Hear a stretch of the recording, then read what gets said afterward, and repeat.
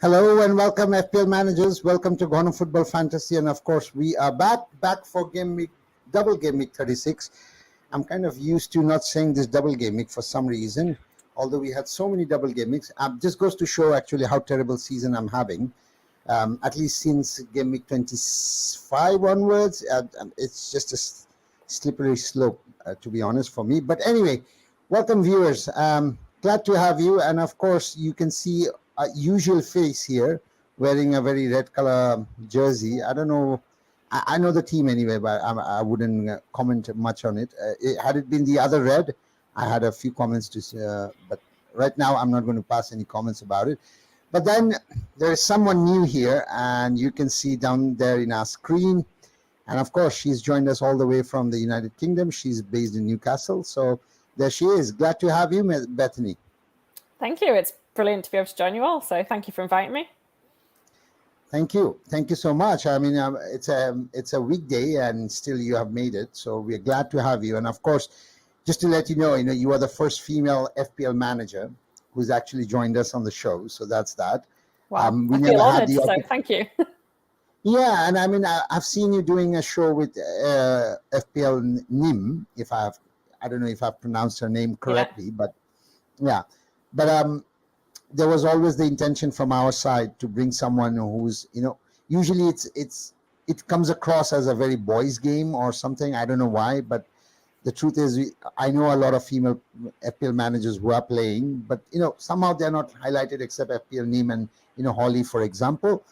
But yeah, we're glad that you are the first one to make it, and we kind of finally say, we can at least pat ourselves at the back and say, yeah, we were able to at least tick one of the boxes that we set as a target at the beginning of the season, that we'll bring somebody who's a female and who plays FPL very seriously, not like casual manager.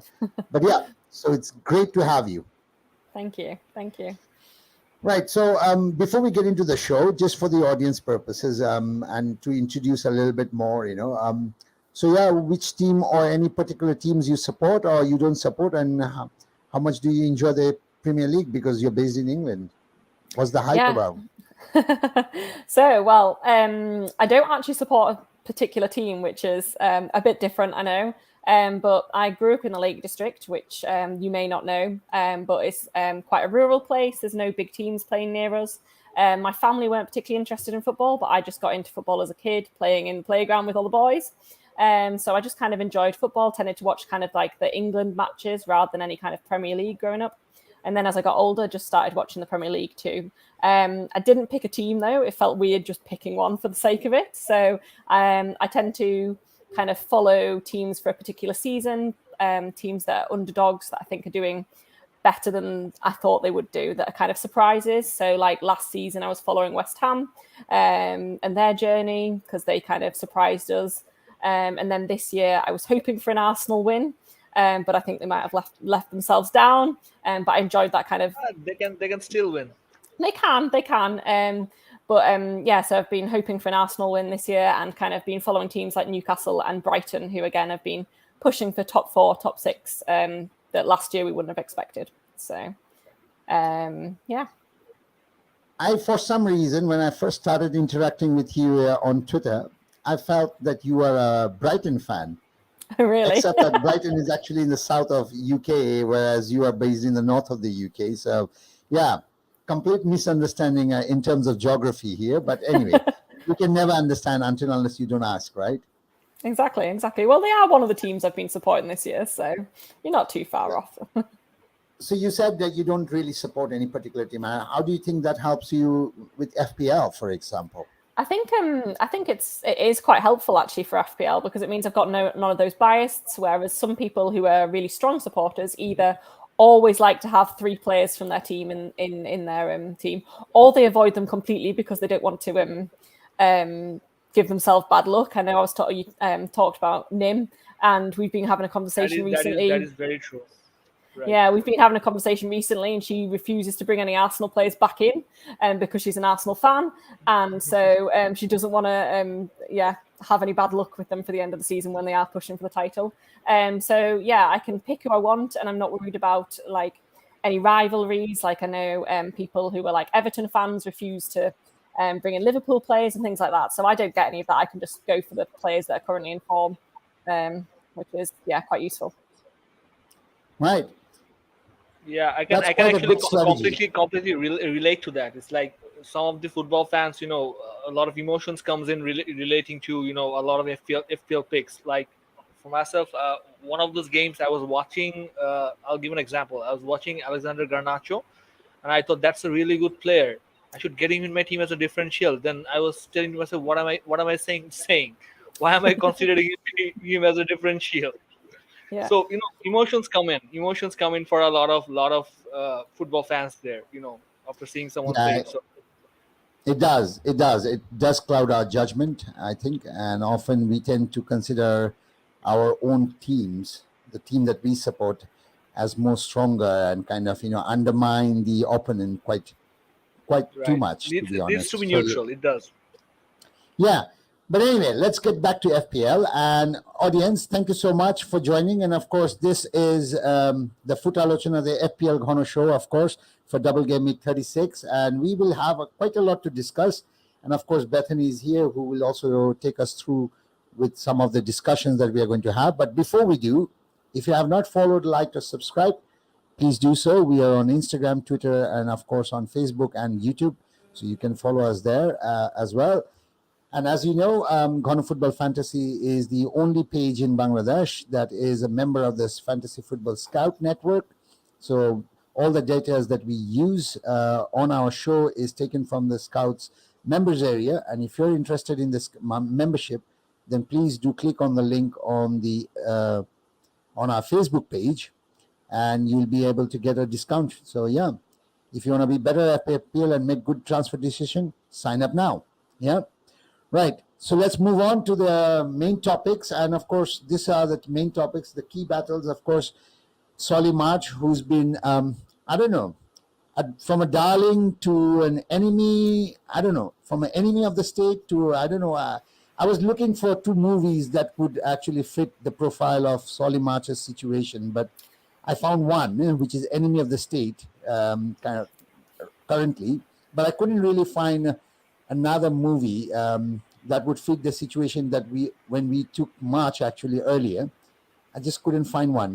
So March replacement basically is what we're going to discuss. And of course, the most important one is the Wilson or the Isaac, and who will have the X number of minutes. And I think that's something that we will also go through. But the zonal weakness and the zonal strength, Bethany is a big fan of our zonal. And that's how we actually kind of started interacting. So that's that. If you're in case wondering, like how did Ghono Football Fantasy manage to reach to her? Well, there you go. You know the secret now is the zonal weakness, and she's going to discuss that. And then, of course, we have the most important decision that we take every week. It's the captain's decision. So let's take it through. I'll start with the key battles and quickly take you through with that. For now, so yeah, this is the predictions that we tend to play among each other. So Parvez on one side predicts, and then I'm kind of predicting. Parvez is doing very well in terms of his predictions. I'm kind of doing rubbish. I was doing quite well, but something has happened since Game Week 25, and my SIP started to sink slowly and steadily, and now it's sinking quite at a rapid pace, to be honest. But anyway, just looking at the key battles here, it's the Leeds versus Newcastle. That's the first game, and I think Leeds is still fighting for relegation or trying to avoid relegation, and Newcastle, on the other hand, has very little room for error in terms of the fact that they are a little bit of slip, and Liverpool could catch up, and of course Manchester United could take over, so they might lose the top four. So that's another piece. So both teams are really not in a position to really lose. And I think that makes this fixture quite tasty, to be honest. On the other hand, it's Aston Villa versus Tottenham. Tottenham is currently on 6th position. I think Aston Villa is 8th, if I'm correct. Ashfaq, are they 8th or 9th? Yeah. I'm not sure. I think they're 8th, right? Yeah, I think they're 8th. But then Tottenham is really trying to make sure that they are there at least for the Conference League. But Aston Villa is kind of pushing because Brighton has been losing. I don't know what's wrong with Brighton, but we'll come to discuss that a little bit later. But yeah, Brighton seems to be having their own issues, so I think this is an opportunity for Aston Villa to really catch up. But at the same time, Tottenham seems to be slowly getting rid over their issues, and then they're trying to actually make sure that they're able to keep that position and at least be part of the Conference League.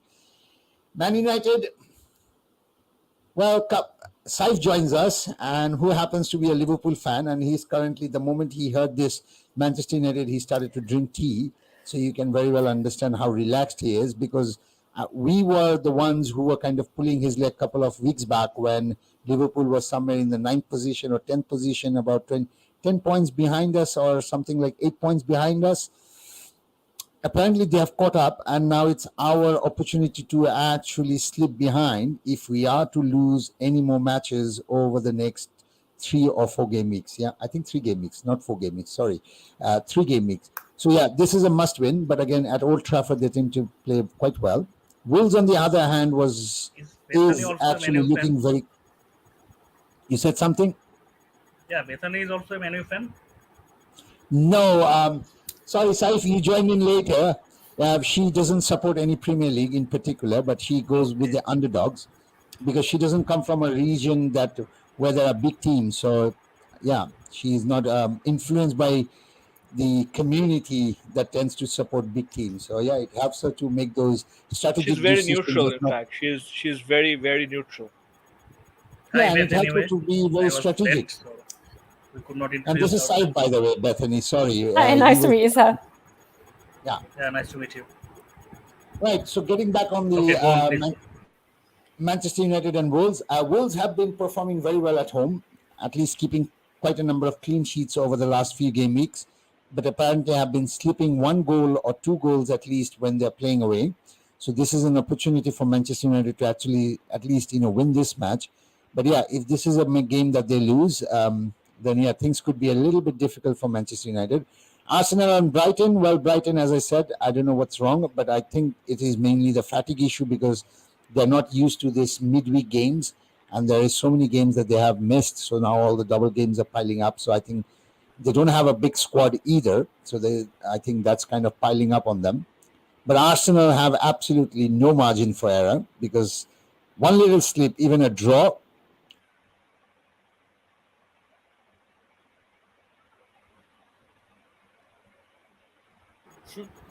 He froze, didn't he? No, he Yeah, froze. I'm here. Can you guys hear me? Can now. Yeah. Okay, sorry. good now. Yeah, my internet was just fluctuating. Sorry for that. So yeah, one little slip from Manchester United, and that's it. Things would look from Arsenal, and that's it. The trophy is all Manchester City's. Leicester and Liverpool. Leicester is still struggling and trying to survive the relegation, whereas Liverpool is trying to really catch up and try and get into top 4. Saif has a cheeky smile on his face right now. But anyway, I will not dwell into that fixture. But yeah, this is another one where we think, there would be possibility. I mean, the game will be very serious in terms of nobody is really going to be giving up quite easily. And then it's Newcastle and Brighton again. Brighton is, although fatigued and everything, and conceding 5 goals against Everton and all that, I don't think so. They are still giving up, and I think there is still hope for them. So Newcastle situation we have already discussed. So yeah, that makes it another interesting affair. So these are the key battles that might swing anyway in either directions, and it's very difficult to predict. I mean, who predicted Fulham 5 and Leicester 3, by the way? Anyone? Some genius looking through the crystal balls perhaps kind of did it? No, I don't think so. Time traveler. Yeah, time traveler. Yeah. So yeah, the basic thing is this is what, if you look into these games and if you look into the scenarios, it helps you to actually better make those calculations. I think the Brighton versus Everton game was much more shocker. The 5-1 drawing, the much more shocker of a game. True that. Yeah, and of course Solly March. But anyway, I'm not going to get into that one. I think it'll just bring back some wounds. But anyway, talking about March, over to you, Ashfaq, because this guy, we don't know. He has a hamstring. He does have a hamstring. So Roberto De Zerbi did not, mention much in his post-match notes on March, but the idea is probably will miss the next two matches, at least in the next two matches. So March replacement, March, him being one of the most popular Brighton midfielders we own, I think one of the primary transfers this week would be the March replacement. So that is why we have the slides here to discuss the March replacement. So one of the first things you'll notice here that the obvious, other Brighton attacker out there, Mitoma, is missing in the list. So we're assuming most of us already own Mitoma. Mitoma is owned by around 28%, I think. So we're assuming that two Brighton midfielders which you already own are where March and so we're not discussing Mitoma as a whole. But if you don't have Mitoma, obviously Mitoma would be our first choice to bring in as a replacement for March. Other than that, I think McAllister is one of the best options you can get. Although he's playing a bit deeper due to the absence of Veltman. He's playing the defensive midfield, but he's taking a lot of shots. As you can see that his XG over the last 6 matches average per game is 0.5, which is very good considering he's playing deep as a defensive midfielder. His non-penalty XG is also good with 0.4. So if you are looking for a direct replacement of March, I think, and you already own Mitoma, I think McAllister is the best bet. So he's also on penalties, so that is an added advantage for him as well. Next up is Joelinton. Joelinton, if you're looking to gain some ground, I think one of the best differentials you can get for the double game week of Newcastle is Joelinton. He usually plays on the left, I think. So he's also putting some good numbers out there. And he's a midfielder. He's well priced at 6.2, only 2.9% owned. He is somewhat on form, although I think the more priority is on Wilson or Isaac. But if you're looking for a differential and willing to gain some ground, Joelinton, I think, is your man. Next, we are focusing on the single game week players. Odegaard over the past few weeks, I think, has been in excellent form. He is what you can call a big game player. He's been popping up with goals everywhere and there. His goals over the last 6 games, his average goals is 0.8. He takes a lot of shots from outside the box. He's also, creating chances and looks like a player in prime form. So we'll look at the zonal a bit later, and if we look at the zonal, you'll find that when Odegaard plays Brighton, and Brighton over the last few game weeks has been really defensively poor, and Odegaard, I think, is one of those players that you can exploit. He's well owned at 28.6, but a lot of players would not consider Odegaard this game week. I think a lot of players already own either Martinelli or Saka, so Odegaard, I think, can do some damage, at least in the Brighton game. Next up is Michael Olise. Michael Olise plays Bournemouth this week. So Bournemouth is another defensively poor team. They're fighting relegation. So Michael Olise, I think, playing a defensively poor team can exploit a bit of the Bournemouth defense. He's more of a chance creator in an assist machine. He has an average assist of 0.7 over the last few game weeks. So you can look at the chances he created. So that's 2.3 average per game over the last 6 game weeks. So that's really, on par with, one of the best in-form midfielders over the last few game weeks. So Michael Olise, I think, can do some damage, but that's a bit, for me, that is a bit, far-fetched differential if you want to consider, because Crystal Palace do not have any double game weeks, and Olise does not look like he scores any goals, but he is an assist machine, and with his price, you can't really go wrong. But I think he's a bit more far-fetched differential if you want to consider. Finally, there's Mahrez. So Mahrez, because he did not play in the mid-game week against Real, he will likely start the game week this game week against Everton. And Mahrez, I think, is one of the most great differential out there who has a really high ceiling on points. He can easily give you 12, 13 points on any given day. Score 1 or 2 goals, create 1 or 2 assists. He created 2 assists Last game week, the week before in the FA Cup match, he had a hat trick. If Haaland is not on the pitch, he'll likely be on penalties as well. His assists over the last 6 game weeks is, per game is on average is 0.7. Penalty area touches per match is 3.7. So goes to show he's looking like a player in form. And if you're looking for a differential, with a high ceiling, Mahrez is your man. But word of caution is that with the fixture congestion of City coming up, I think Mahrez might be prone to a bit of rotation. But otherwise, with a high ceiling like his, if you're looking for a differential, he's one of the best players you can get. So regarding the options for the March replacement, that's it from me. Thanks, Saif. Bethany, I'll come to you. So who do you think, So besides these Ashfaq options? here, not thanks Saif. Ashfaq here, not thanks Saif. Sorry. My fault. Yeah, I was looking at Saif because I just Yeah, anyway. it's the internet's fault, not yours. Yeah, The yeah, internet's yeah. fault. You can blame it on the internet. Yeah, I actually said Ashfaq, but the internet kind of Yeah, bad the internet translated it as Saif. Right. Yeah. Poor internet Yeah. connection.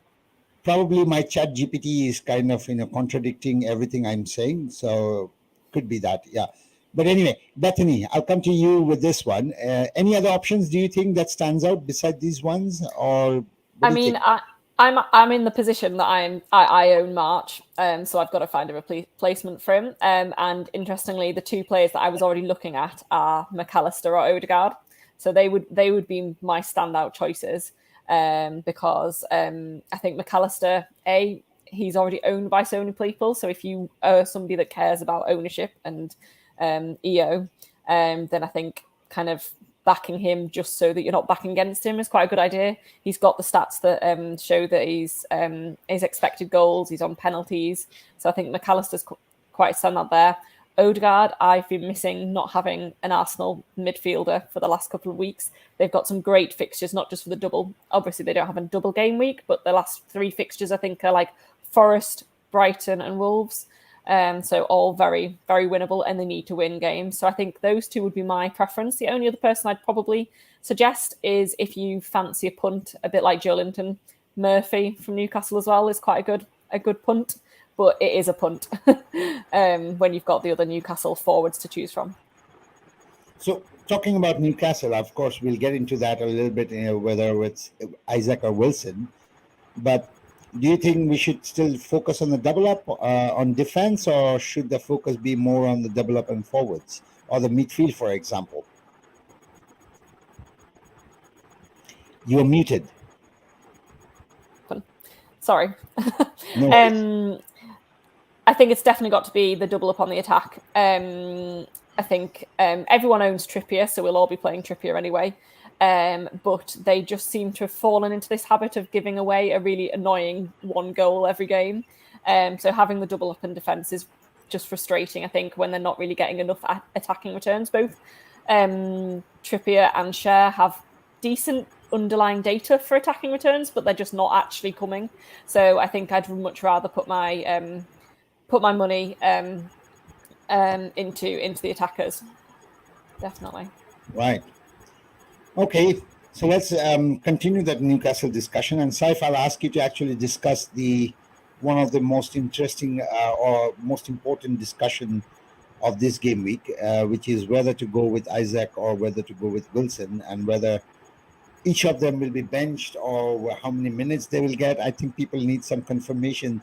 So yeah, if you can time travel a bit and then come back and then tell us as to who will play how many minutes, that would be great. Over to you, Saif. Thank you, Nadim bhai. We also discussed this particular comparison last week because we said that if you brought in an attacker ahead of the Arsenal fixture, it would have been great, but they went and blanked against Arsenal. Both of them blanked. Newcastle as a team blanked. Anyway, but still, I think the double attack is the way to go, as Beth said, because Newcastle have been conceding goals regularly, and Brighton and Leeds, the opponents, I think they have goals in them, so I think they will concede in both the fixtures. So, as I said in the last pod also, if you look at the stats here, you can easily say that Wilson is coming up trumps in all these key stats. He has scored more goals than Isaac in the last 6 matches. and he has more minutes per FPL point. He has more expected goals involvement. Isaac is ahead in the penalty area touches and the big chances created. So Isaac has a bit higher assist potential. But overall, I think strikers are judged on goals, and I think Wilson is the more pure striker in this case. And also Isaac has the tendency of being played out wide a bit because they are missing ASM. Saint Maximin is still not fully fit. So the key question is whether Wilson will start both the games or not.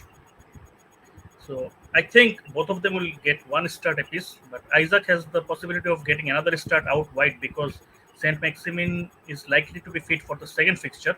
That's the Brighton fixture. So in the Leeds fixture, they don't have a wide pair because I think Longstaff is also out. So Jolinton will be played a bit deeper alongside Guimaraes. So Isaac is likely to play wide with Wilson in the middle.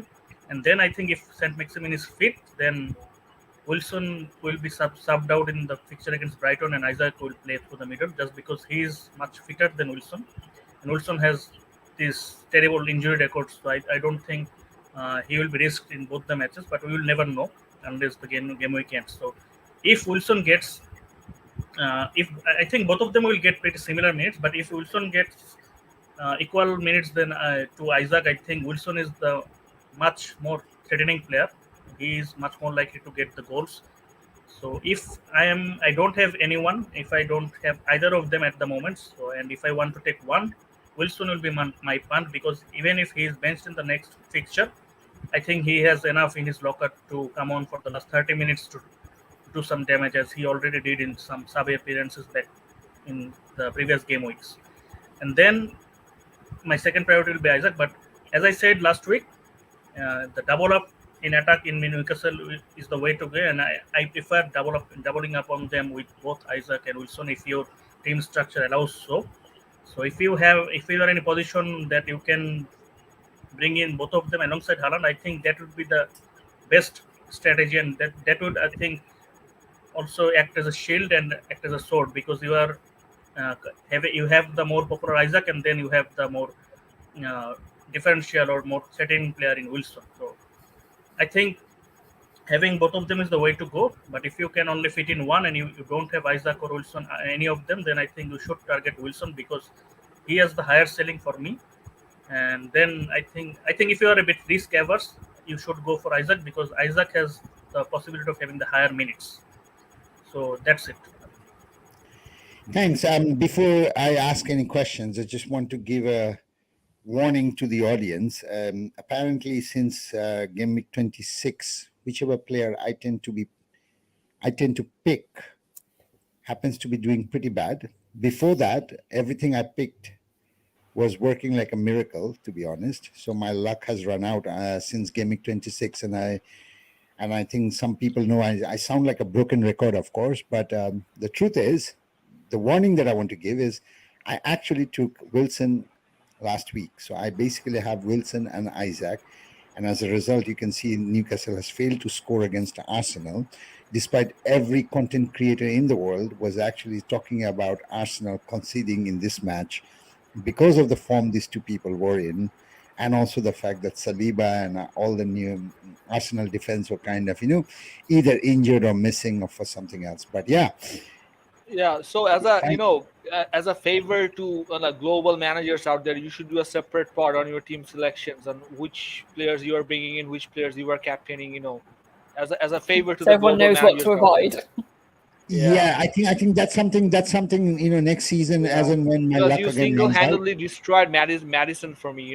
I think Leicester might get relegated only because you took it Madison. Leicester losing millions and millions of dollars. Relegating to the championship only because you took Madison, man. I took Madison in game week 26, and my team went from 45,000 to 400,000. You even got Brendan Rodgers sacked. Your team became Leicester. That was your fault. Yeah, my team apparently became Leicester since I took the Leicester assets in game week 26 when I played my wild card. So yeah. Are you bringing in Isaac or not? Who, me? Yeah. I have both. Oh, you have both. He has both. Then I think we should go triple defense. I think that's the warning I was trying to give to people. You haven't been paying attention, Saif. You haven't been paying attention. I was You really said you trying. brought in Wilson. I didn't know that you already had Isaac. Well, Isaac, I had him since game week 33, and That's when Wilson was his firing output at dropped. Yeah, his Yeah. output dropped, and Wilson was the one firing. Yeah, and then I took Now you Wilson have in both. 35. Yeah, so now both of them started missing. So well done to me. I'm really So- becoming very good in it. I would like to add another midfielder in this regard, because Nadim have both the forwards, so we should look for the defenders and midfielders from Newcastle. Joe Willock is an interesting option because, as I said, as Longstaff is missing, Jolinton is likely to play much deeper, and Willock has been actually playing much higher up, as the heat map also showed in the Arsenal fixture and the fixture before. So if Longstaff is continuously missing, I think he will likely to miss the Leeds game. That's the game we are expecting them to score more. So Willock is likely to play much higher. So I think Willock can be a good, interesting shout from their midfield. Be wary of Sam Allardyce. Yeah. Be wary of Sam Allardyce. Do not underestimate Leeds defense now suddenly. Yeah, I think Yeah, I said the same. Manchester The City last realized game a little bit. laughing, right? Yeah, Manchester City realized a little bit, and if you have watched the game, of course they missed quite a number of chances, but then apparently In the end, they were actually really worried that they might concede equalizer. Yeah, it did look like, and you could feel it. I mean, we were watching it on TV, but you could still feel it. Like any moment, my goodness, City might just concede. I mean, yeah. So yeah, something that you need to keep an eye on. This fixture might become a repeat of the Brighton Everton fixture. Yeah, you never know. You never know. I don't count on my predictions anymore. I'm just assuming things, and I'm just making a prediction and hoping that it just hits the bullseye, to be honest. But the truth is, anything can go wrong in any of the fixtures. So yeah, I'm not. But anyway, so before we go into the next topic, I just want to say one thing to the audience is that since we started the zonal weakness, we got a lot of reactions on Twitter, and there were people who were kind of asking about it, and if we didn't manage to do it at times. But then somebody on a regular basis started to really reach out to us and tried to ask if we are doing it. And of course, she was very understanding as and when we were not able to do so, particularly at the moment when I think it's game week 24, 25, 26 is when we had the issues with the data, or even 27. And I think that's when she was the one who was kind of, every week, without mistake, without a miss, she makes sure that she dropped a message and asked if our problem has been resolved and if we are going to release the zonal weakness or not. So, of course, I'm talking about none other than Bethany here. And so for us, you came across, if there is an award that we would like to give to any of the audience for, following our zonal weakness, you would definitely get one, to be honest. So we are pretty much grateful for all the support that you have shown. And now that we are going to discuss the zonal weakness, we thought, it's the most fitting moment, to be honest, that you do the zonal weakness. Yeah. So over to you, Bethany, to discuss the zonal weakness. And then after this, we will bring the zonal strength so you can make a clear comparative analysis of what you think, who are the options that you think are the standout, So over to you. Brilliant, thank you. Yeah, just wanted to say thank you for all the information you've provided me with for all these weeks and months, because it's made a massive difference. I often go in with some ideas of who I want my transfers to be or who to bench, but always kind of 50-50 decisions. And this has really helped me with those 50-50 decisions, decide which way to go and know I've got some kind of data to back me up with a decision rather than just picking one at random. So thank you. Right, so starting off, we've got Newcastle obviously have the double game week, and they've got Leeds and Brighton. I know we normally kind of focus on the white ones that stand out, but I think it's quite interesting to see that actually there isn't anything standing out for Leeds, even though we would have probably expected it to. So that's interesting, and not what I'd have expected. But again, against Brighton, it's just clearly showing what we've already said before, that you need to go in with two Newcastle attackers, whichever ones they may be. My personal preference is to go with Isaac and Wilson. But I think if you've got if you maybe want to keep Kane and you don't want to have two, you've got Kane and Haaland up front and you don't want to get rid of, say, Kane, and you want to maybe go for one forward spot and one midfielder, or you just fancy a punt and having someone that's much more differential, you could maybe go for one of each. And then we've obviously got the Brighton bunch, who've got Arsenal and Newcastle, so not necessarily on paper the easiest fixtures. But again, it's mostly those kind of midfielders that are standing out. So Mitoma, McAllister. I think Gross is an interesting one because he's kind of been flying under the radar, but actually we've all gone for March, Mitoma and McAllister, and Gross has been keeping up with them or sometimes doing better than them. So he could be another option if you want to move on from March. Then we've got Man City, and again, as often, loads of their midfielders and forwards, their attackers look like they should do well this week. It's just basically balancing how many you can fit in your team when they don't have the double yet. So this week there's no double for Man City, but obviously Haaland, Mahrez, Grealish, Foden all look like great options. But whether you've got that free spot in midfield, if you want to double up with, if you've got your Brighton boys, etc., whether you've got space for them, or how much Pep roulette worries you. Against Leicester, it terrifies me seeing Trent there. Not going to lie, I didn't go for him weeks ago when most other people did, and I've regretted it ever since. So well done to everyone that's got Trent. I'm sure you'll get some more points this week. Interesting to see Jota as the other option for Liverpool this week, standing out.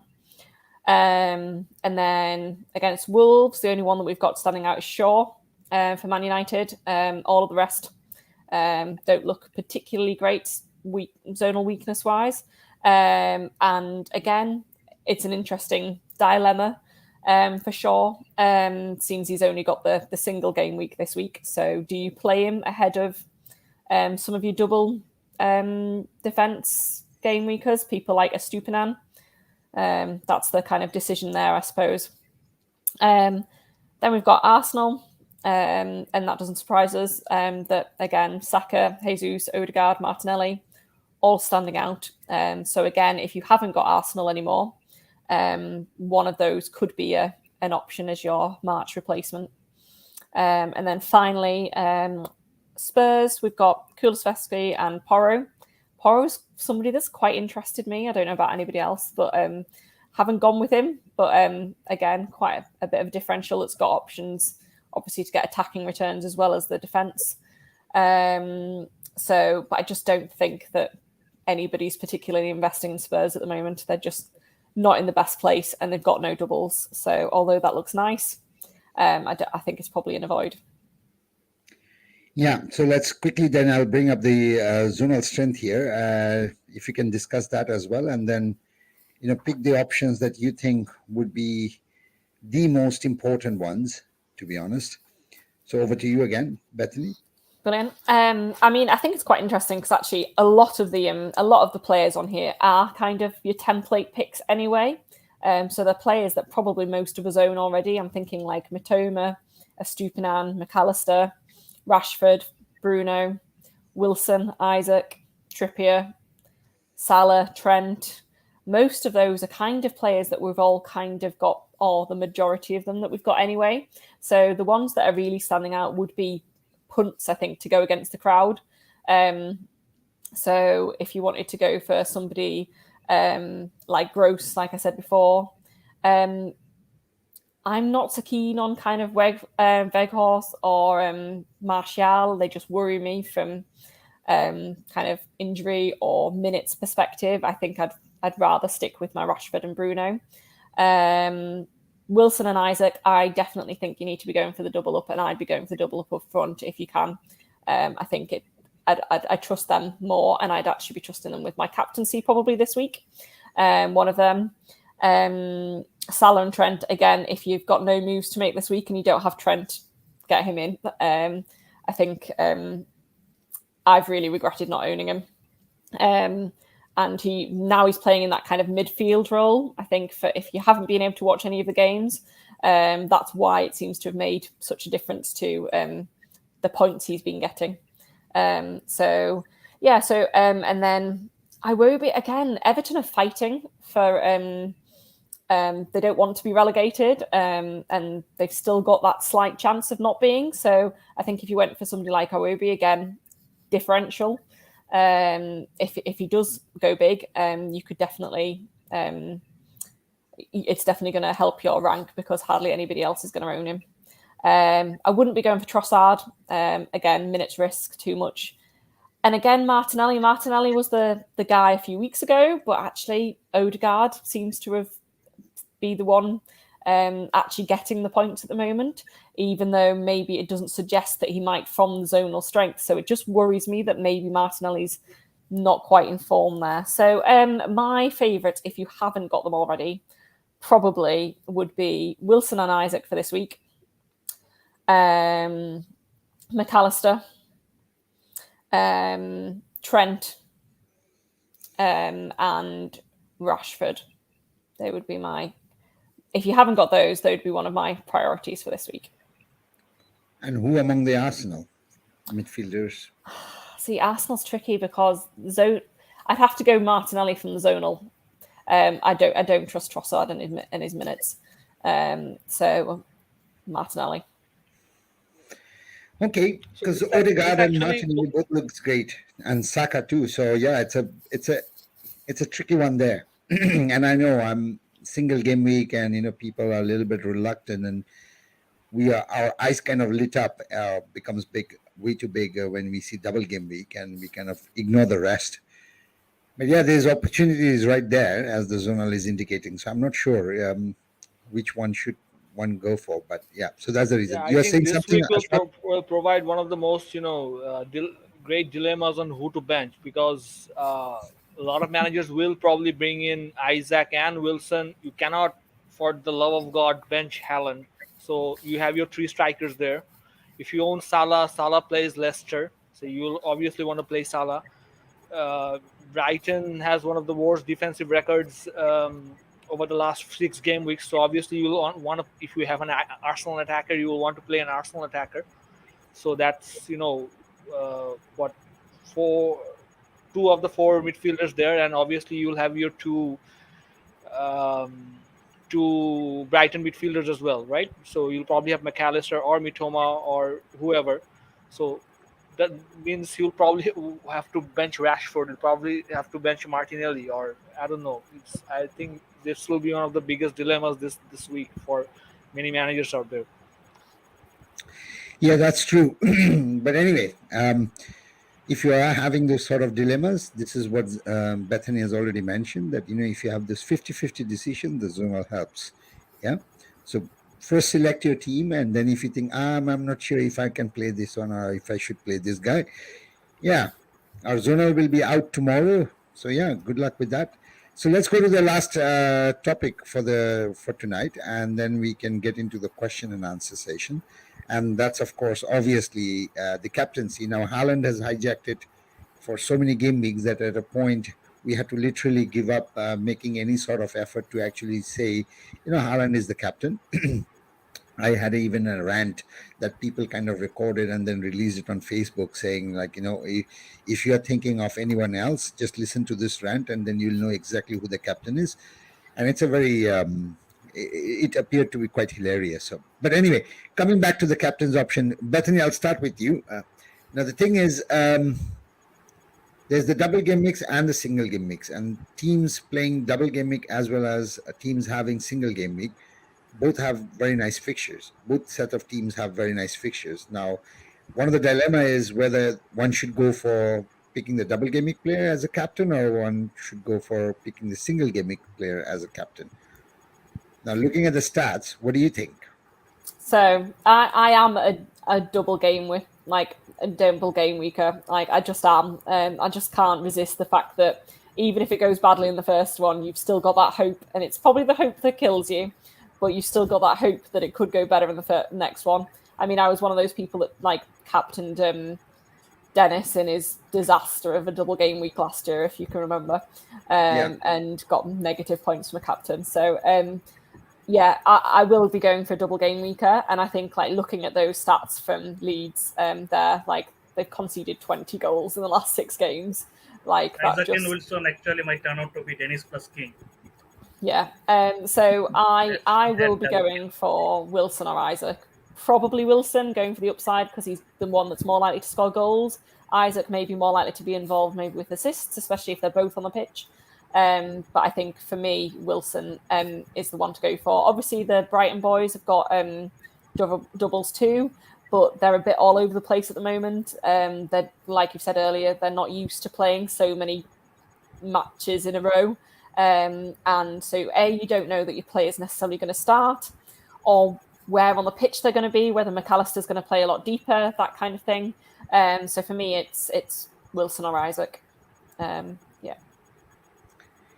Anything to contradict, Ashfaq or Saif, or anything to suggest regarding the So captaincy? regarding my captaincy, I'll probably, just before the game, I'll probably, reach out to Nadim Bhai and ask what his captaincy is and, do the opposite. So that is my strategy. But obviously, it would probably be between Isaac or Wilson. My preference is on Wilson, like Saif Bhai rightly said. I think he is the more explosive option of these two. Like Megan, Bethany said that. You there? I think the internet is really having an issue here. Sorry for that, audience. Saif, over to you then. He can come back and I actually agree with Ashfaq Bhai and Bethany. Sorry, I think Wilson is the more explosive option, and I think we should go with a Newcastle attacker this game because their fixtures are that much attractive. So they are playing two defensively weak teams on paper, and Brighton are. I think they have been playing so many games of late, and they will play 4 times over the next 2 weeks. So I think they will be really fatigued. And this being the second fixture in this double game week, I think Brighton will be there to target for Newcastle. So I would go for one of the Newcastle attackers. So I'm at this moment I am on Wilson. So I might shift to Isaac. I'm not pretty sure. And also I have not brought in either of them, but I will bring in both of them. And I also have a benching dilemma, as Ashfaq said. I don't know which of my midfielder to bench. And speaking about Brighton, as I said, they will be having some fatigue issues. I think the Everton fixture has shown this much. So even if you want to go for a Brighton midfielder, I think McAllister is the one, just because he has the penalties in his locker. And also, even when he was playing deep, in the last fixture against Everton, he hit the post twice from headers from corners. So I think he is also a little bit of threat from set pieces. So even he has some threat for open plays. So I think McAllister is the best of the bunch, and as he can play a bit deeper, I think his minutes are that much more secure. So if you want to punt on a Brighton midfielder, I think McAllister is the way to go. But our suggestion would be to go for a Newcastle attacker. Right. Okay. So let's move away a little bit from the double game week players. And I know both of you are looking at Wilson. He seems to be the darling for this week all over the FPL world. But let's try and explore, because some of us might not consider him, and if they are still looking at the single game week players, then there is these two guys who are considered to be the king of FPL, or the kings of FPL, if I have to put it, Haaland and Salah. Now, somebody thinking of going with a single game week, who is actually the best option among these two? Bethany? I think if you're going to go for a single game weeker, you've got to go for Haaland. I think he's still the one. Like, we know he can do a hat trick whenever. And Salah, although he's still the king, he hasn't been as consistent with his hauls this year. He's been maybe sneaking a penalty or 1 goal in. He's not been as consistent. So I think if you want to try and match a double player, and make Haaland worth something, because he's at 100% ownership anyway, pretty much. So his points don't count. So I think I'd be going for Haaland if you wanted a single game weeker. Saif, you going with Haaland as well? Are you thinking of taking a risk on Salah? Last week you said you were going with Salah. Yeah, last week I went with Salah actually. and that Yeah. paid off handsomely. Nice. Yeah. So I had a great rank jump. But this week the thing is, Salah is much more reliable at home. So last week they were playing at Anfield. So this is the away game against Leicester.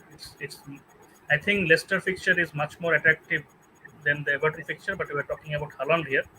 He can score hat-trick, as Bethany said, out of nowhere, and he can score a hat-trick in 20 minutes. So if you are going for a single game weekers, I think Haaland is the way to go.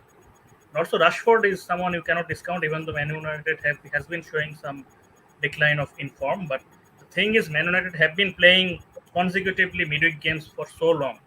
And this is, I think, for the first time in a while, they will be going in a game week after 5 to 6 days break. So I think this might help them a lot. They will be refreshed, and I think we might see a much improved performance. Also, Man United, like Liverpool, they play much more better at home, and they're much more reliable at home. So Rashford is another interesting shout here. But as I said, Bethany also said, Haaland is, I think, the obvious pick from the single game weekers. So you are basically indirectly trying to say, do not go with Liverpool option because Liverpool might struggle with Leicester at home, right? Leicester being at home. Yeah, but is that what you were trying to suggest? Yeah, but we might Okay. remember a certain Leicester game a couple of seasons Okay. ago, I think, where people sold Trent and people did not captain Salah, and Liverpool went on and won 4-0. Trent with a 19-point haul and Salah, I think, with a double digit. So it might be a repeat of the same because Leicester is just that much defensively weak and defensively open right now. That might happen, but I just cannot trust Liverpool away from home this season. Right. Okay. Thanks. You just confirmed a few things for me, Saif. Makes me feel good as a Manchester United fan. Great. We Okay. will win. It Yeah, doesn't no, mean no, that we won't win. Yeah. No. I don't want to get into it. I think the audience have heard enough, to be honest. So Bethany has also got her answer as well. So yeah, it's fine. Thanks, Saif. Let me just then. That actually wraps up our discussion. So we have a few minutes left before Bethany has to leave. So we'll just bring a few questions. Sorry. And which we can then quickly, Bethany can answer, and then she'll leave. And then we will continue, of course, audience, with the question and answers. Yeah.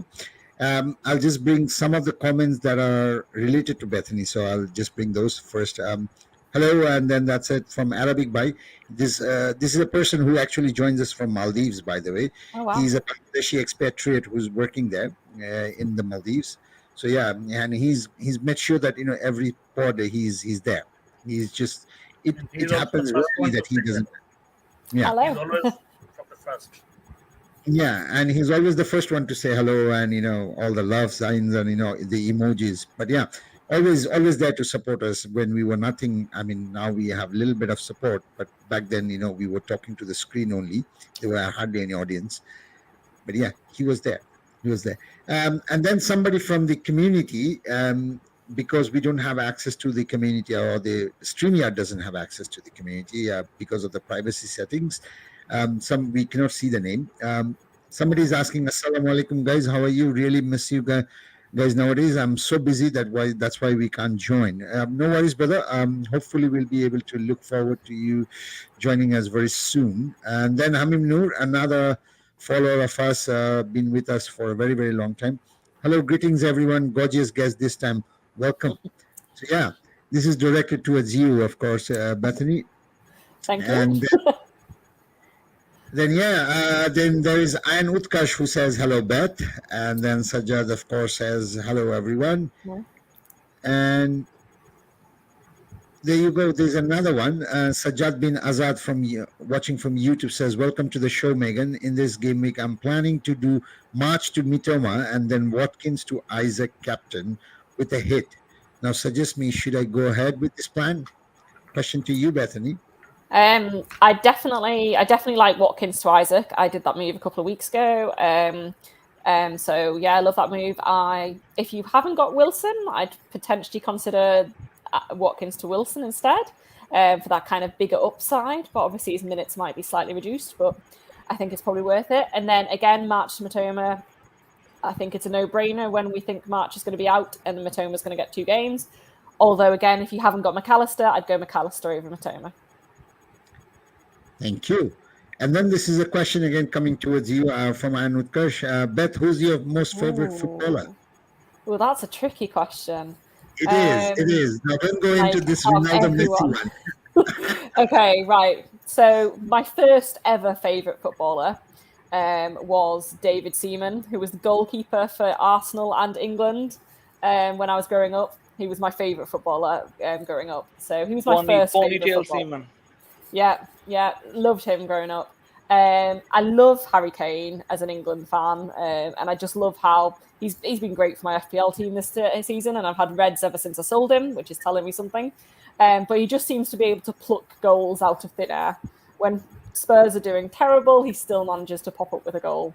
So I love Kane as an England fan. And then I'm going to be cheeky and also add in women's game. I love Fran Kirby and hope she's going to get back into it soon, because I'm slightly worried about the England women's team going into internationals that we seem to have to be down. But yeah, there's a bit of a mixture of favourite players. Thank you. Okay, Saif, people say that I conspire against you sometimes, by bringing all the big questions, especially the Rate My Team ones. But you see, if I'm to really go ahead with the question and answers, after Bethany, the obvious question would fall on you, right? So you see, it's not a conspiracy. And here is the question, actually, which tends to be a little bit bigger. Sorry.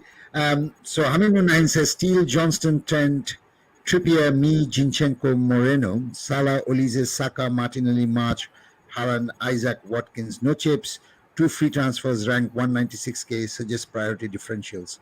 Over to you, Saif. I'll also ask Beth after you priority differential as well. So you can easily play Trent, Trippier, and Zinchenko, I think. And then I think you can bench this from your midfield. I would go March to McAllister. I think Brighton midfielder coverage is needed. You have March, so you have to transfer out March.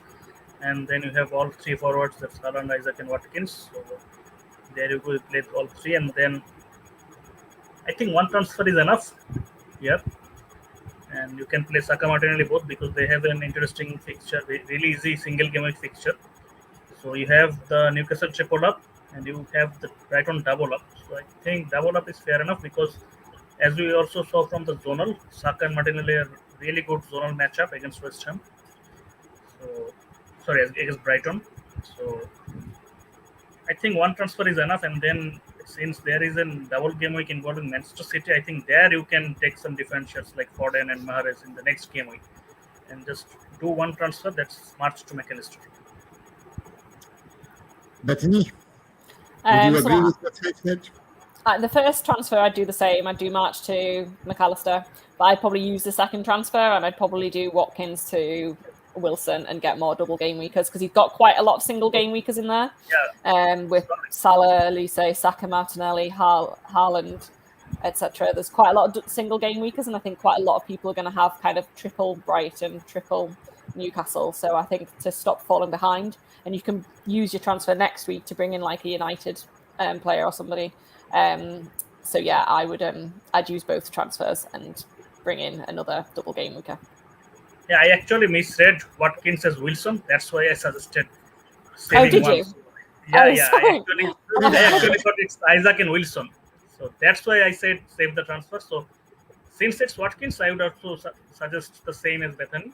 Go for Wilson, have the double up. Yeah, now you're just copying her, aren't you? No, I actually misread. Yeah, he did say Isaac and Wilson, so that's what I was like, okay. Anyway, Tanvitana shares with us the V sign, so thanks, brother. Then, Asaduzzaman Shorov is asking, Ashfaq, I'll come to you with this one, Wilson or Isaac? Wilson, if you're chasing rank, Isaac, for the safer bet, I think, because Isaac will get the better minutes of the two. But if you're chasing rank, I think Wilson is the better bet. Right. Okay, then Apurva Chaudhary is asking this question, and I'll come to you, Bethany, with this one. Who should be 1 week punt pick if I want to target Southampton and Bournemouth fixtures? As in, you want to target players from Southampton and Bournemouth? Yes. I love Solanke. I know he's taken up a forward spot when we've got like double game weekers in there, but I had him earlier on in the season, just before the World Cup, for 5 or 6 weeks, and I either played him or put him first bench and he came on, and he was brilliant for me. And again, Bournemouth seem to have formed form again. I mean, I don't think they're chasing anything anymore. I think they're pretty safe from relegation. I think they're on like 39, so they'd require like everyone below them to win 3 games or something. So I think they're pretty safe. So that's the only worry with Bournemouth, I think. Whereas Southampton, I think I he think wants to they're target down. Southampton and Bournemouth fixtures, like you want to play pick As in players the from teams teams against them. who are playing them. Yeah, Oh, hang on, let me look who's playing them then. Southampton is already relegated, so I think that's. Give me that's 2 the- seconds. Let me figure out who's playing them then. Bournemouth, Southampton. So we've got Fulham are playing Southampton this week, and obviously we've just seen that they've managed to score like 5 I think goals. this will be another goal fest. So I think, I mean, you can't go wrong there. Maybe someone like Willian, but yeah, a Fulham player could be great. Palace are playing Bournemouth. So if we went back to the zonal, I think, was it Elise that stood out? Give me 2 seconds. Willian stood out for the zonal for Fulham, and yeah, Elise I'd go for trying to attack Bournemouth from Palace.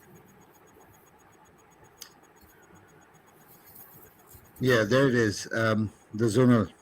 Yeah, there we go. Right. So let's move on to the next question then. So George Hamilton is asking, March to Mitoma, Anthony to Isaac, Welbeck. I mean, one of them with a hit. Worthy already got Trippier, Wilson, Estepinian from Brighton and Newcastle.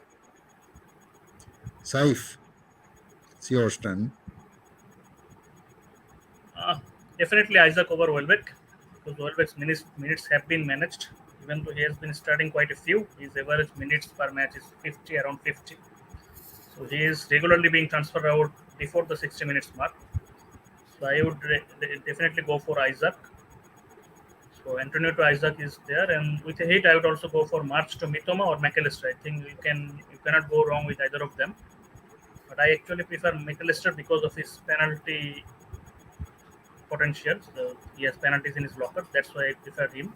But you cannot really go wrong with either of them, because I think they will be pretty much set. They will be pretty much rotation free, because Brighton have to win the fixtures if they want to go for in European places. And also March being out, I think the rotation will be in the right wing, not with the Mitoma and McAllister places. So go for it. Right. Okay. Then we come to this. I'm sorry. No, I just lost track. Sorry. 1 second.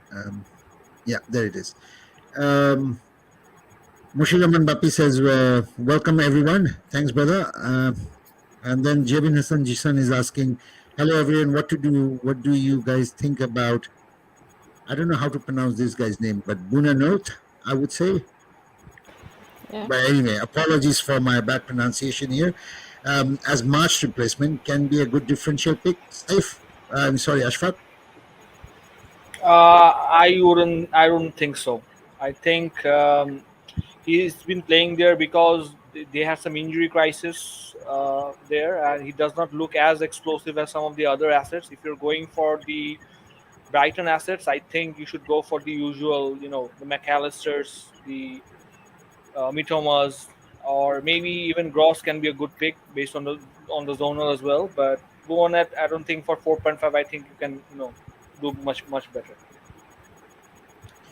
Okay, so Bethany, we'll come to you with this last question, and after that, I think your time is probably up, so we'd have to leave you. And of course, as usual, it's been a pleasure.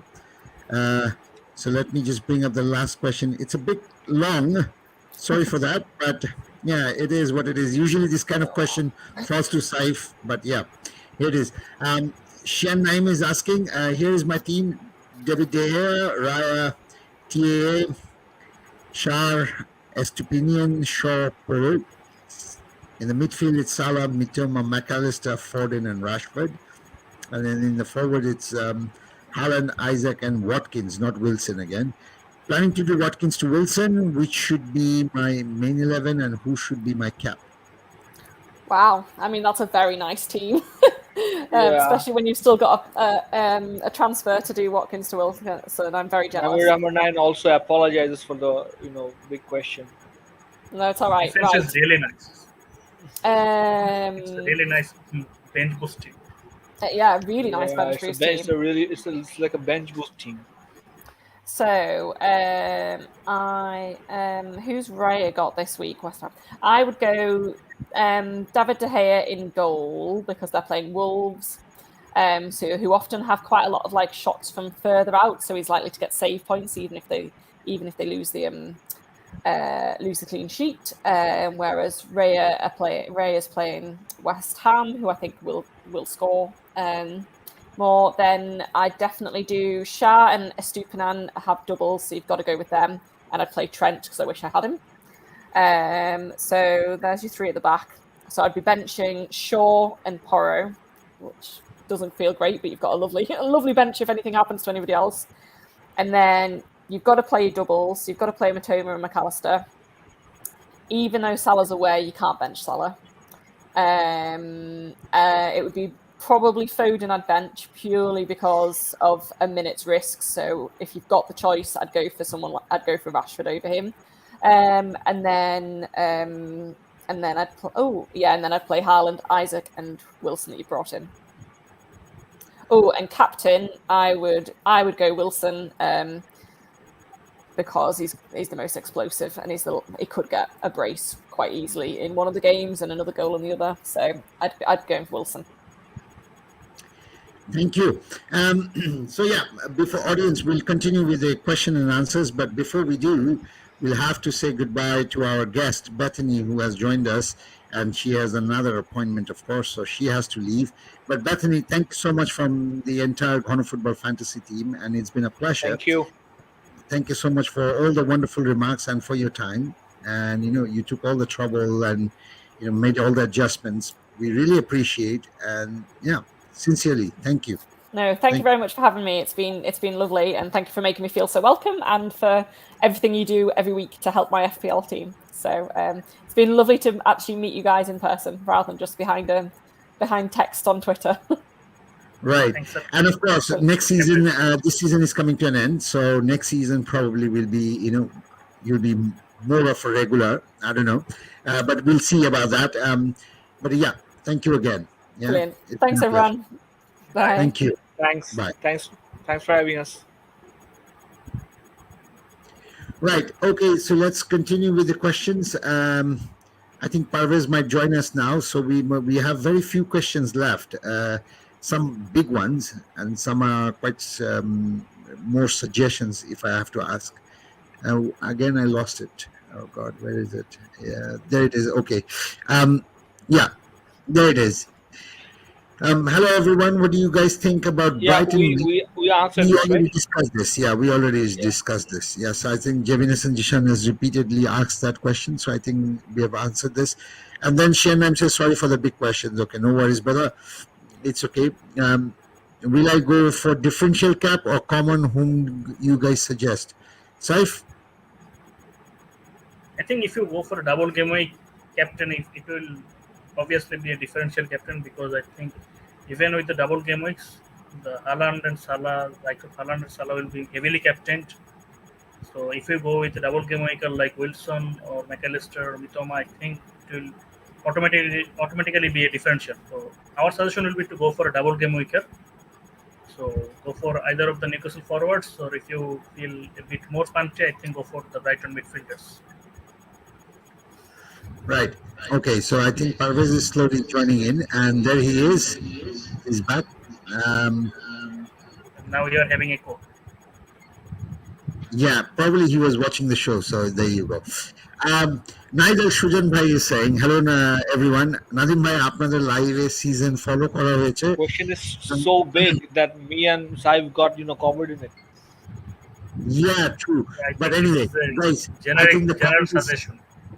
I think the comment is more important than your face right now. So sorry, I have to apologize for that. But anyway, let me read the comment. Hello everyone, Nazim bhai, আপনাদের live এই সিজনে follow করা হয়েছে এবং অনেক হেল্পও হয়েছে decision নিতে। Thanks for that. Thank you brother. আপনারা তো এভরি সিজন একটা পাবলিক ক্লাসিক লিগ অ্যারেঞ্জ করেন, এভরি উইক লাইভও করেন। সো প্রতি গেম উইক লিগে যদি হাই পয়েন্টার ম্যানেজারকে শাউট আউট দিলে কেমন হয় লাইভে?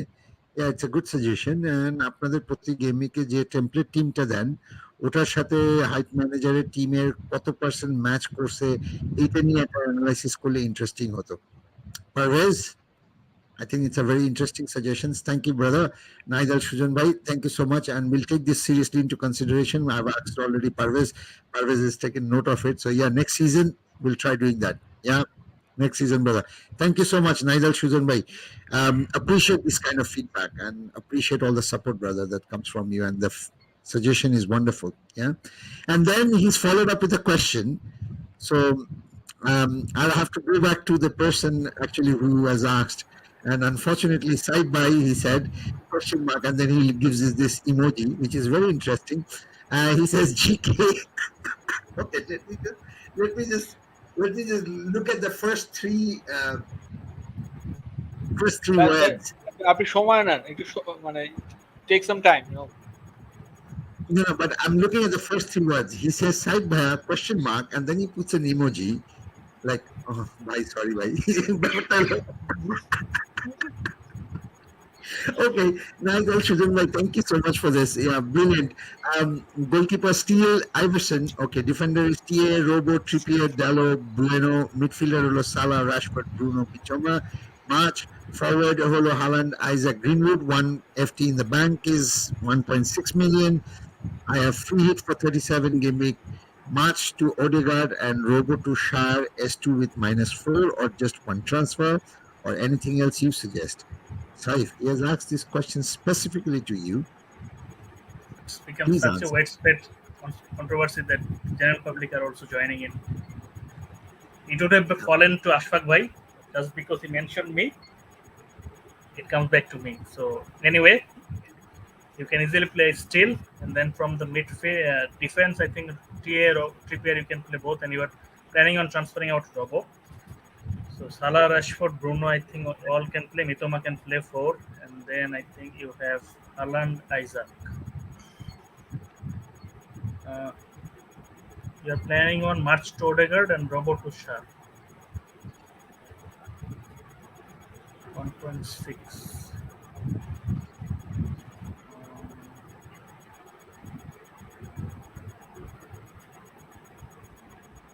Take your time, Saif. Take your time. He has asked you the question. I know it's a short question. If you do Robo to Estupinian, I think you can get around 1.6. So then you have 1.6, 1.6, 3.2. Then you can go Greenwood to Wilson, I think. I think Greenwood to Wilson is a better transfer than March to Odegaard. That would be my suggestion. If you want to bring in a midfield and keep the 2 forwards, I think go for McAllister, because they have 4 fixtures in the next 2 weeks, back-to-back double game weeks.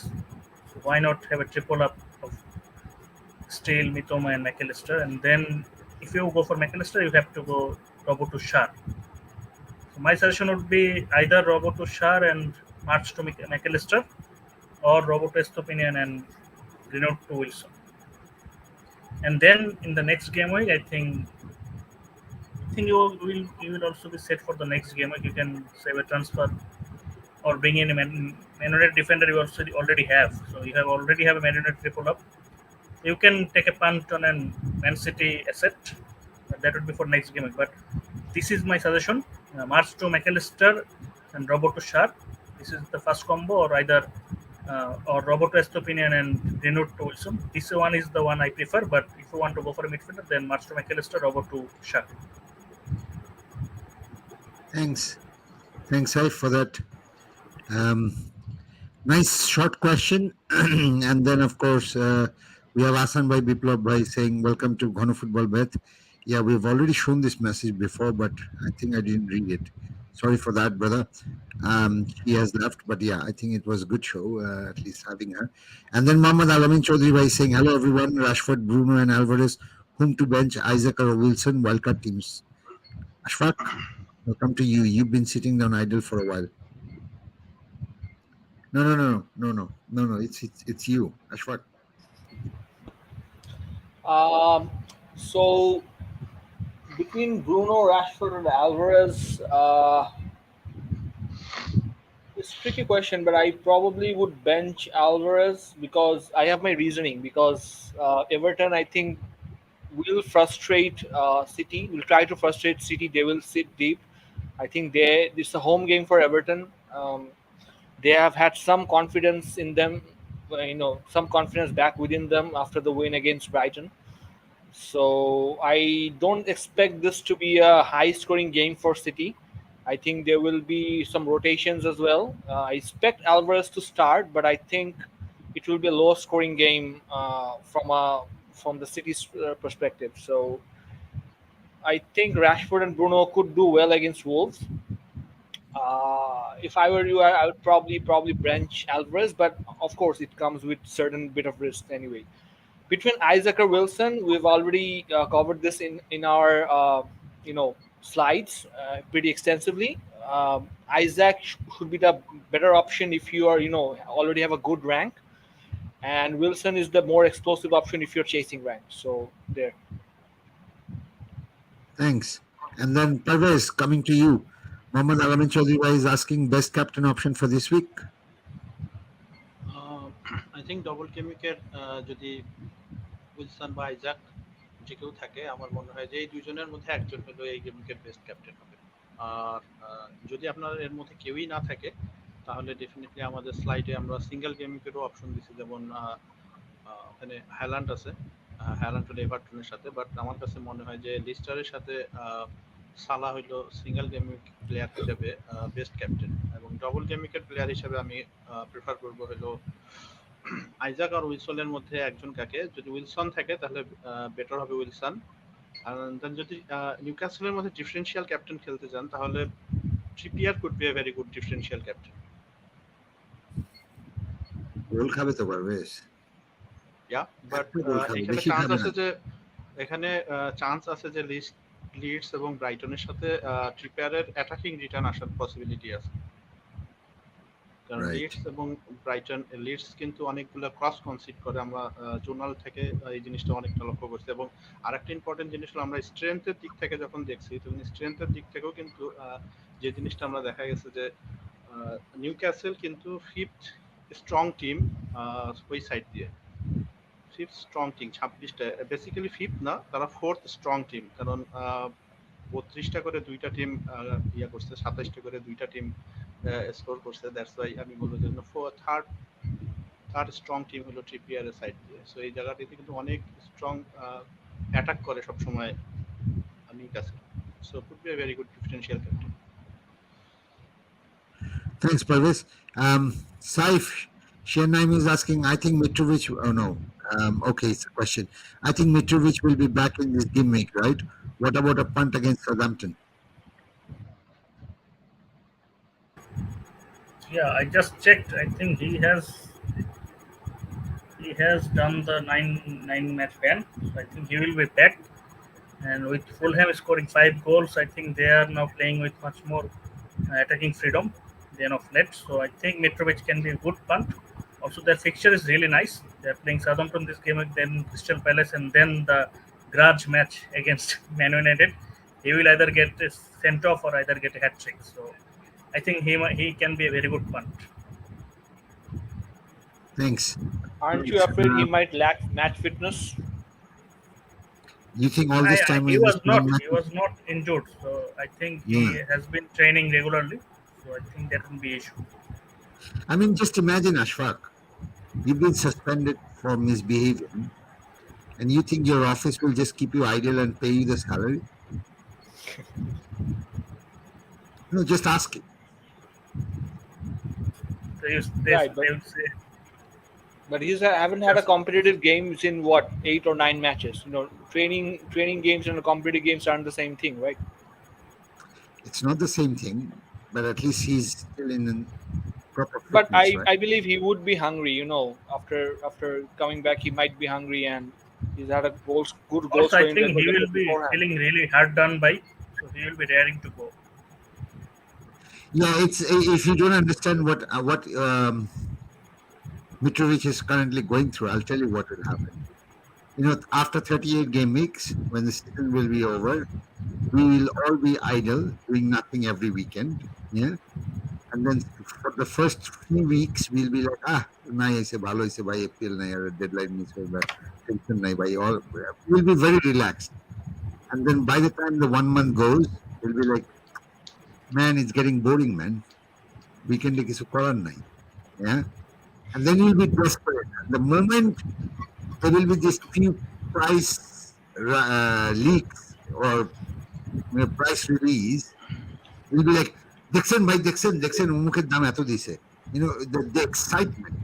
Yeah? What I'm trying to say is the excitement that we go through at the beginning of the season, after the 2.5 months or 3 months gap, is exactly the kind of situation that probably Mitrovic is currently going through. Because he knows he's in his top physical condition, he's training, he's doing everything, but he just can't play. So yeah, that's my at least reading of the situation. Yeah. So, okay, Shianam is saying thanks, Bethany, for the answer. Yes, brother, we'll put this message to her. And then Apurva says Captain Mitoma or Rashford. Ashfaq, I'll come to you for this one. Always captain a double gimmick player. As evident by people captaining Dennis last season. So always captain a double gimmick player. If you are bringing Dennis as an example, I would also suggest you should talk about Duffy as an example. You should talk about so many other Duffy people. was a far-fetched option anyway. He was a defender, man. He was a defender. Yeah, but still. Then there was the Sane double game week. Remember? Sane as the option for Manchester City in a double game week. Oh my goodness me. And then it became Mane as a double game week. My goodness. Yeah. Before Salah came in. Yeah. But anyway. So Mane got injured, but the biggest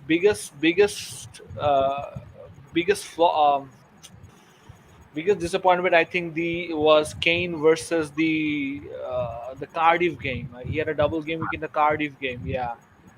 He scored 3 points, I think. Yeah, and that was the best. But yeah, nobody will forget. I mean, Dennis is very fresh in our mind, so that's why I think Dennis is very fresh in our mind. Right. Recency bias. Okay, Shen9 is then asking, I think Haaland will be benched against Everton as UCL second leg will be 3 days away, and Grealish and KDB got cramps or knocks in their legs, so it is too risky to play Foden and bench Haaland. Parvez, is it too risky to play Foden and bench Haaland? Question কি আমার না সাইফের? তোর না, বড় question না, আসলে লেখাটা অনেক, এখানে ভূমিকা অনেক, বাট কোশ্চেন আসলে ছোট। ওকে আমি কোশ্চেনটা পড়ি। কথা অনেক, কোশ্চেন ছোট। রাইট আমি ওই ইয়ার কথাতে আমি ধরে নিছিলাম যেটা সাইভ অ্যানসার করবে, আমি পরের কোশ্চেনে ফোকাস করতেছিলাম। ওকে, I think Haaland will be the bench against Everton. have খুব পসিবিলিটি আছে, বিকজ গতকালকে 90 মিনিট খেলছে এবং এখনো পর্যন্ত ওই ম্যাচটা যেহেতু ডিসাইড হয় নাই, মোস্ট চান্স আছে যে হ্যালান্ড এই ম্যাচটাতে বেঞ্চ হইতে পারে, অর প্রবাবিলি 60 মিনিট খেলতে পারে। যদি 60 মিনিট খেলে, এটা হলো হ্যালান্ড ওনার যারা নন ওনার তাদের জন্য ডেডলি হবে। ক্যাপ্টেন এখানে ফ্যাক্টর হবে না, কারণ ক্যাপ্টেন আমার মনে হয় যে এই গেমকে হ্যালান্ডকে ছাড়াই অনেকেই ডাবল গেমিক প্লেয়ার প্লাস অনেক সিঙ্গেল গেমিক প্লেয়ার আছে যাদেরকে যাবে। সো হ্যালান্ড ডেফিনেটলি ওনারশিপের দিক থেকে ইয়া করবে না। And Grealish and Karen got cramp or knock in their legs, so it is too risky to play Foden and bench Haaland. আমি মনে হয় যে এই ম্যাচে foreign could be a very good differential একজন প্লেয়ার, কারণ সে পুরা ম্যাচটায় রেস্ট পাইছে ইউসিএল এর ম্যাচটা, এবং আই থিঙ্ক এখানে এই পানটা নেওয়া যাইতেই পারে যে হ্যালান্ডকে বেঞ্চ করে ফর্ডেনকে ইয়াতে নিয়ে আসে। কারণ এই ম্যাচটা যদিও আমি একটু টাইম নিচ্ছি এই কারণেই যে এভারটন কিন্তু লাস্ট ম্যাচটা যেভাবে খেলছে, এভারটনকে যতটা আমরা সোজা মনে করছিলাম, বাট যেটা যতই রেলিগেশন ফাইটটা জমে উঠছে এখন অনেক জমে উঠছে, যদি কেউ একটু টেবিলের দিকে ফোকাস করে এবং নেক্সট ম্যাচগুলো ফোকাস করে তাহলে বোঝা যাবে যে এই ম্যাচটা খুবই ইম্পর্টেন্ট এভারটনের জন্য, এবং আই হোপ যে এভারটন এখানে যাকে বলে বেড়া লাগাবে এরকম একটা চান্স আছে। সো ফর্ডেনকে এই ম্যাচে আমি খেলাইতে যাব হ্যালান্ডকে বেঞ্চ করে। হ্যালান্ড বেঞ্চ হবে, মানে বেঞ্চ করা উচিত। বেঞ্চ করতে পারে কারণ বিকজ অফ এখানে একটা পার্ট নেওয়ার চান্স আছে, কারণ হ্যালান্ড মোস্ট লাইকলি আমার কাছে যেমন, কারণ মাদ্রিদের ম্যাচটা কিন্তু যেটা যদিও হোমে হবে বুধবারের নেক্সট ওয়েডনেসডেতে, এটা অত ইজি ম্যাচ হবে না, এখনো তারা ক্লিয়ার না যে এই ম্যাচ তারা জিততে পারবে। কারণ কালকে মাদ্রিদ যে এরকম খেলছে, আই হোপ যে সিটির মাঠেও সেরকমই একটা চ্যালেঞ্জ দিবে। এই জন্য আমি মনে করছি যে হ্যালান্ডকে এই ম্যাচটাতে রেস্ট দেওয়ার খুব চান্স আছে।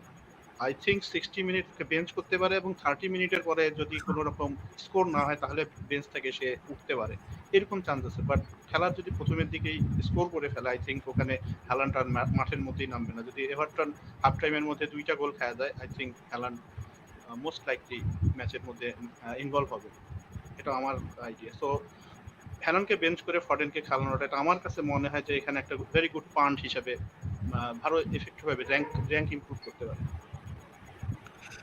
আমি ডিসএগ্রি করবো না যে হ্যালান্ড বেঞ্চ হবে কিনা, I understand, but should we bench Haaland? আসলে সিজনে সবচেয়ে বড় ব্যাপার যে হলো সিজন কিন্তু মোস্ট লাইকলি আশফাক এবং আমাদের মতন ম্যানেজারদের কাছে সিজন কিন্তু অলমোস্ট শেষ। এই সিজন থেকে আমার তেমন কোনো আশা নাই।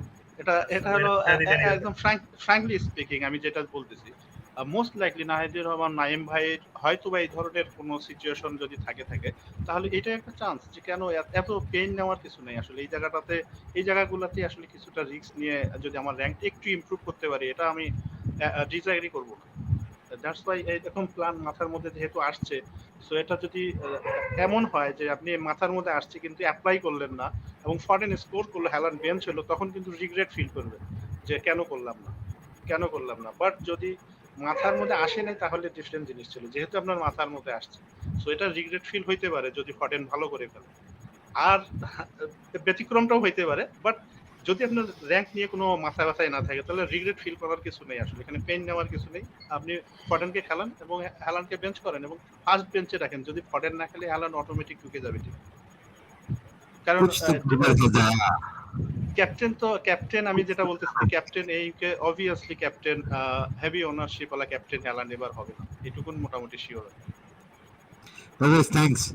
আমার এখন এই যে সিআইডির কথা মনে পড়তেছে, কুছ তো গড়বড় है দাদা, কুছ তো গড়বড় है, পতা করো। কালকে আসলে যারা ম্যাচটা দেখছে এটা ম্যাচটা দেখলেই বুঝতে পারবে যে আসলে কেন আমি এই কথাটা বলতেছি। কালকে কিন্তু অতটা সোজা ম্যাচ হয় নাই সিটির জন্য।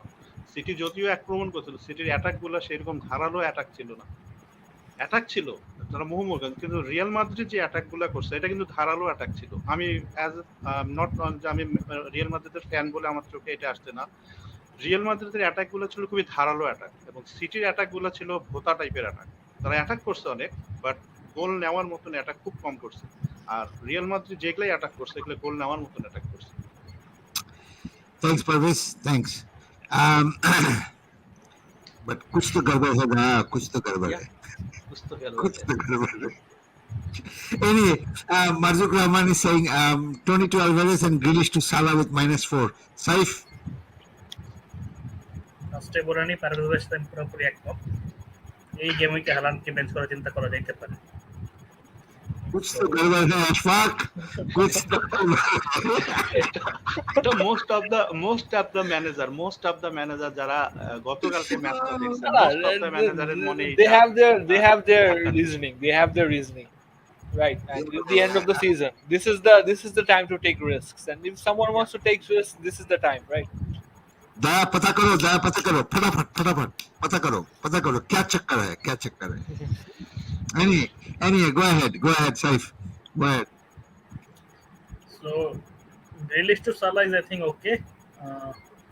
but I would do Tony to Isaac or Wilson because they have a very good double game week. And Alvarez is, I think, if you bring him in, I think he will be stuck in a decision next game week because I don't think he will play both the matches. Even if he plays this game week, he will be in a difficult position in the next game week. So better to bring in one of Wilson and Isaac.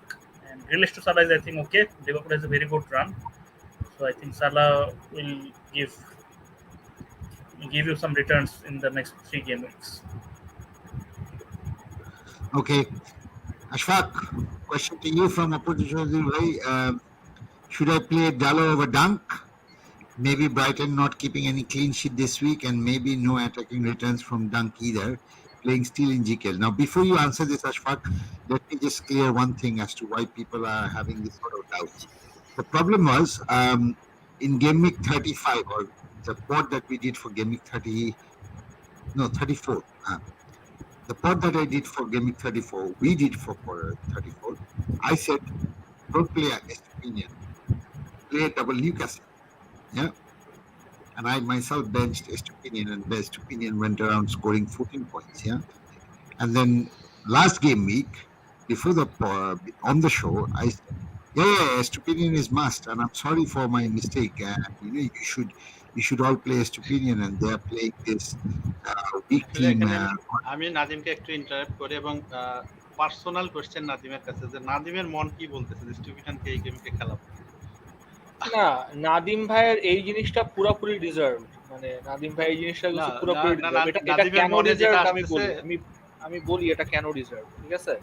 যেই লোক নিজে জনস্টনের হইতেছে গিয়ে promotion করে জনস্টনের bench করে, সেই লোক হইতেছে গিয়ে এটা ডিজার্ভ করে সোজা হিসাব।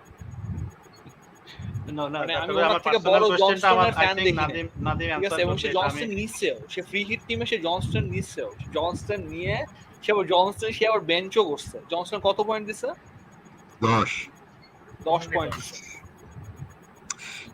Ashfaq, if you're blaming me, the person that you just stopped is actually responsible. আমার মাথা নষ্ট করছে পারভেজ আমাকে বলছে কেপা খেলা কেপাকে খেলা।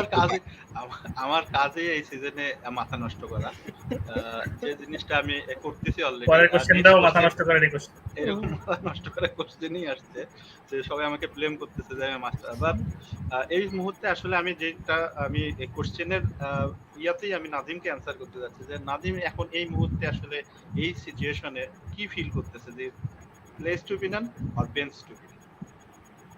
প্লে স্টুপিনিয়ন, রাইট। মানে এই কোশ্চেনটাই আমি জানতে যাচ্ছি। দ্যাটস ওয়াই আমি সাজেস্ট করব অপূর্ব চৌধুরী ভাইকে obviously bench Stupinian, obviously, no doubt. Ashfaq, I asked you the question. I am not going to accept that answer. Apurva Chaudhary bhai, if I were you, I would still play Dunk, regardless of what anyone says. My reasoning is although you are very, very, very true, you're very right that Brighton over the last few game weeks does not have the best defensive record, but they're still playing 2 game weeks. Dunk will play both game weeks. He is one of the main players, main center backs anyway. Dunk also has a bit of a goal threat. If you're lucky, he might score a goal either way. Even if he doesn't keep us clean sheet, they're playing 2 game weeks. And Dalot, on the other hand, well, Dalot is a good choice, but I don't think Dalot gives you more than 6 points anyway. So if you look at the probability of points, Dunk has the better possibility of returns. So if I were you, I would still play Dunk. Right. Okay, by the way, since you matha noshto, I mean, before we get into this, I wish I had that Gajini one, or even that Manna's movie, no? Manna was there, yeah. Manna was there, no? Matha noshto movie, Manna was there, yeah. Yeah, he was bald. Yeah, he was bald. So, yeah, Parvez, if you are making people Gajini and Manna bhai, then it is not anybody's fault, but it is your fault. আমার মাথা নষ্ট করছিলি, ultimately আমাকে Johnson খেলতে this নাই, তুই আমার team change করছিলি আর কি, আমি জানি এটা। I didn't change my team, Parvez changed my team. So that's the problem. But anyway, Parvez, if you can answer this question, Parvez bhai মাথা তো নষ্ট করে দিলেন, হালান্ডকে বেঞ্চ করে আলভারেজকে কি খেলাবো? And this is the last question that we have. এই ক্ষেত্রে অ্যালভারেজকে খেলাবো কিনা এটা যেহেতু কোয়েশ্চেনে আসছে, আমি এইখানে পার্সোনালি আমি অ্যালভারেজকে খেলাইতাম না, because Alvarez is a punt player. সে আসলে কতটুকু আমার লাভ করবে এটা হলো বড় কোয়েশ্চেন। আমি এই ক্ষেত্রে অ্যালভারেজকে খেলাইতে চাবো না, বাট ওই কোয়েশ্চেনটা কিন্তু ছিল ডিফারেন্ট জিনিস। ওখানে ছিল ফডেন, আর এখানে কিন্তু আলভারেজের ক্ষেত্রে যে জিনিসটা হয় যে আলভারেজ যদি হ্যালান্ড বেঞ্চ হয় এবং আলভারেজ 60 মিনিট খেলে, দেন আলভারেজ 60 মিনিট পরে বেঞ্চ হয়ে যাবে, তারপরে হ্যালান্ড ব্যাক করবে এবং ওই ক্ষেত্রে একটা র্যাঙ্ক ডাউন হওয়ার চান্স আছে। বাট ফডেনের ক্ষেত্রে যেটা হবে যে রিলিজ যেহেতু 90 মিনিট খেলছে, ফডেন কিন্তু এখানে 90 মিনিট বা 80 প্লাস মিনিট খেলার মোস্ট চান্স আছে।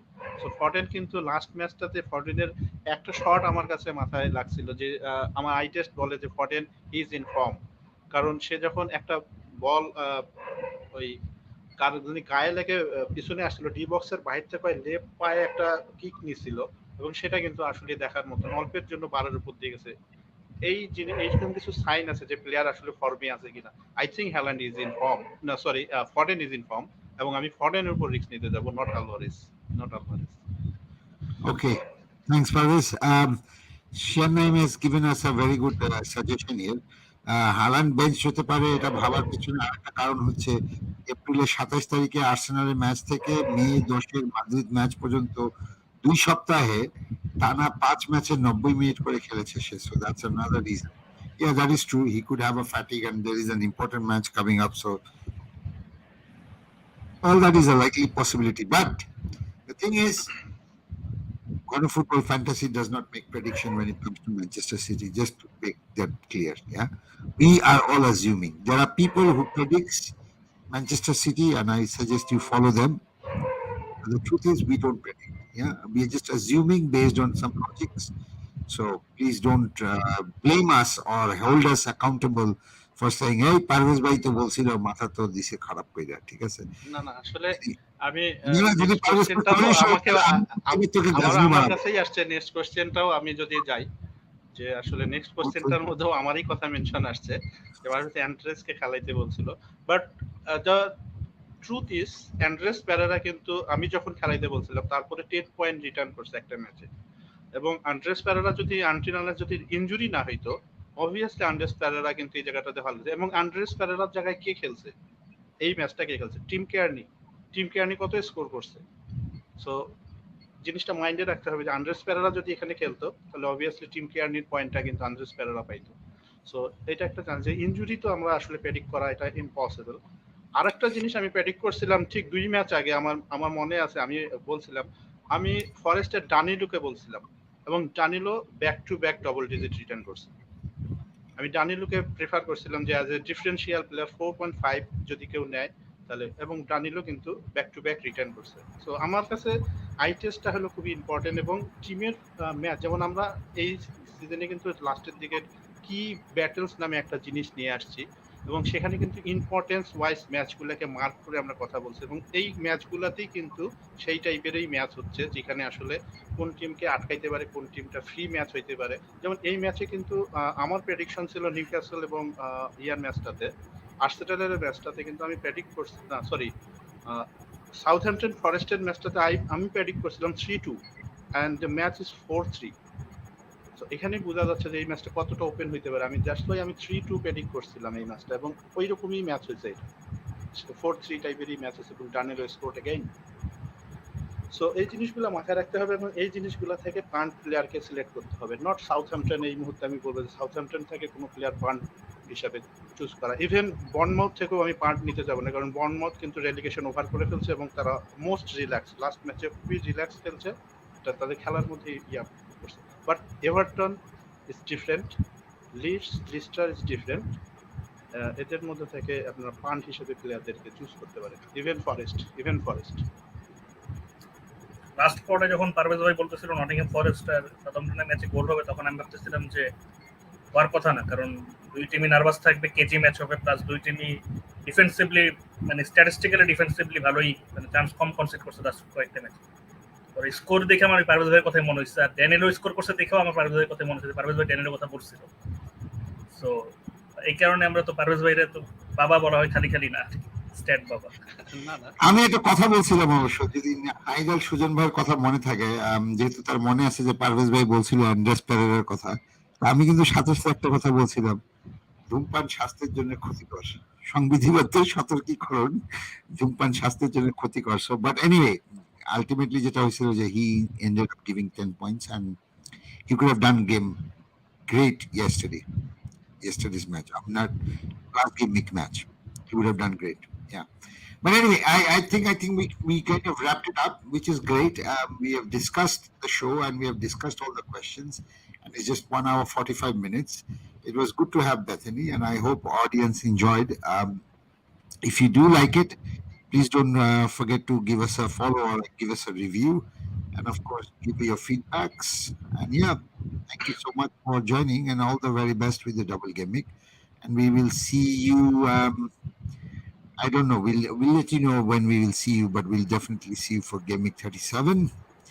But until then, it's goodbye, Allah Hafiz, Alvida from my end. But जाने के पहले दया कुछ तो गड़बड़ है, दया कुछ तो गड़बड़ है, पता लगाओ पता लगाओ. पता लगा Anyway, goodbye guys.